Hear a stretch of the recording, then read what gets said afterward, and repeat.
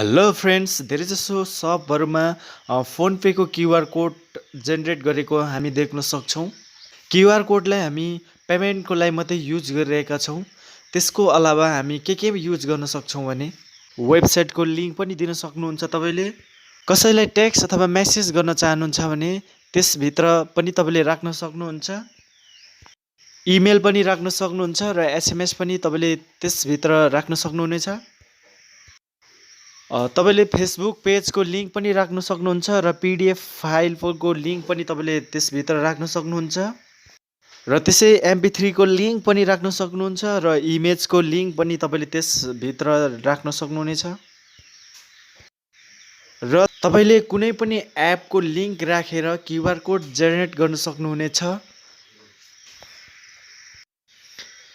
यति धेरै हामी डकुमेन्टहरू हामी एउटा क्युआर कोडमा हामी राख्न सक्छौँ र क्युआर कोड कसरी तयार गरिन्छ आज म यो भिडियोबाट सम्पूर्ण जानकारी दिनेछु। भिडियो सुरु गर्नुभन्दा अगाडि तपाईँ मेरो च्यानलमा नयाँ हुनुहुन्छ भने कृपया च्यानललाई सब्स्क्राइब गरिदिनुहोस् र अल नोटिफिकेसनलाई नि अन गरिदिनुहोस् ताकि मेरो भिडियोको नोटिफिकेसन तपाईँलाई टाइममै मिल्नेछ।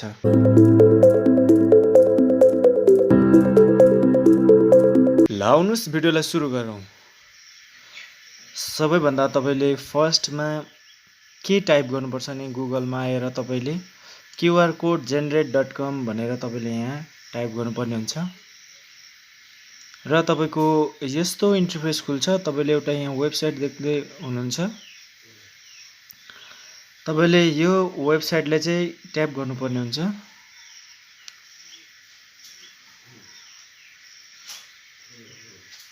र तपाईँले यस्तो एउटा पेज हेर्न सक्नुहुनेछ र तपाईँले डेस्कटप साइट इनेबल गरिदिनुहोस्। तपाईँले त्यसपछि के गर्नुपर्छ भने रजिस्टर गर्नुपर्ने हुन्छ। यहाँ रजिस्टर देखिरहनु भएको छ। तपाईँले यहाँ इमेल हाल्नुपर्ने हुन्छ।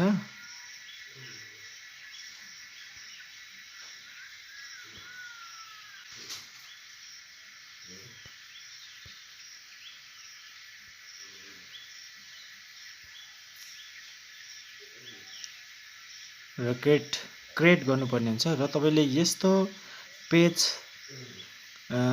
देख्न सक्नुहुन्छ र तपाईँले क्रिएटमा ट्याप गरिसकेपछि यस्तो पेज खुल्नेछ तपाईँको र त्यसपछि यहाँ आएर वेबसाइट इन्फर्मेसन दिइरहेछ। तपाईँले यहाँ वेबसाइटको युआरएल कोड तपाईँले हाल्नुपर्ने हुन्छ र यहाँ माथि लर्न मोर जस्तै राख्न सक्नुहुनेछ एउटा जिप र त्यसपछि तपाईँले नेक्स्ट गर्नु सक्नुहुनेछ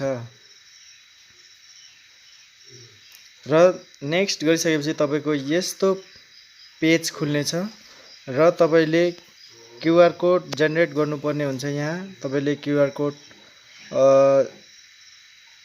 कोडको आइकनहरू तपाईँले हेरिरहनु भएको छ यहाँ र सेलेक्ट गर्नु सक्नुहुनेछ यहाँ क्युआर कोड र तपाईँले कलर पनि यहाँ चेन्ज गर्न सक्नुहुनेछ। यहाँबाट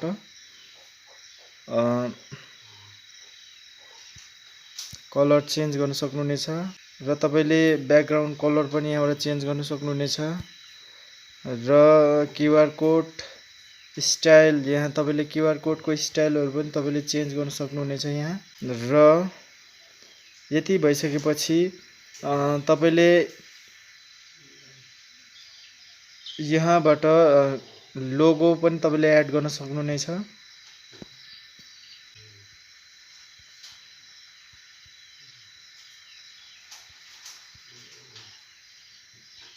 यस्तो गरेर मेरो लोगो यहाँ छ।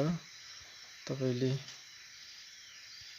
यस लोगोलाई पनि एड गर्न सक्नुहुनेछ र तपाईँले यो ट्रान्सपरेन्ट ब्याकग्राउन्डमा टिक लाउनु पर्ने हुन्छ र यहाँ पनि तपाईँले कलरहरू चेन्ज गरिकन तपाईँले ट्रान्सपरेन्ट ब्याकग्राउन्डलाई टिक गरेर यहाँ तपाईँले नेक्स्ट गर्नुपर्ने हुन्छ। यहाँ नेक्स्ट गरिसकेपछि तपाईँको क्युआर कोड यहाँ देख्न सक्नुहुनेछ। यहाँ यस क्युआर कोड देखिरहनु भएको छ।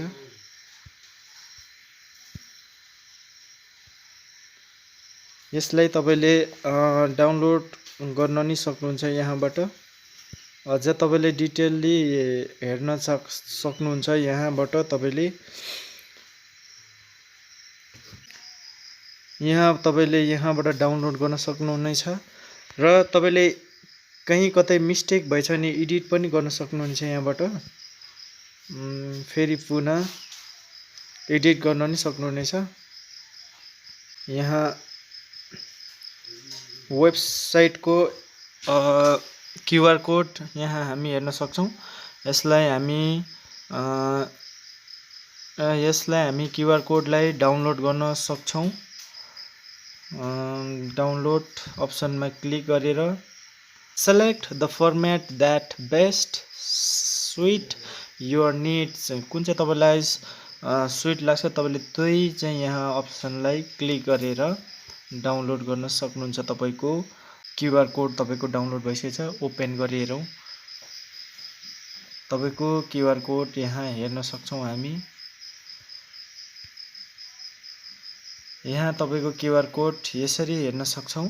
यसरी तपाईँले सजिलैसँग आफ्नो क्युआर कोड सेट गर्न सक्नुहुनेछ, क्रिएट गर्न सक्नुहुनेछ। तपाईँले हेरिसक्नुभयो। यस्तै गरेर तपाईँले अरू को पनि क्रिएट गर्न सक्नुहुनेछ। यहाँबाट गएर तपाईँले लिस्ट अफ द लिङ्क भनेर यहाँको यसको पनि तपाईँले क्युआर कोड बनाउन सक्नुहुन्छ र बिजनेसको पनि बनाउन सक्नुहुन्छ।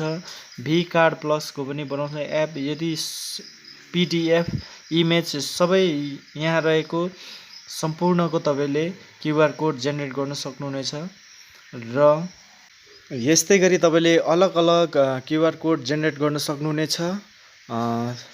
अहिलेसम्म हेरिदिनु भयो। Thank you for watching. Keep smiling. अर्को भिडियो म चाँडै ल्याउनेछु।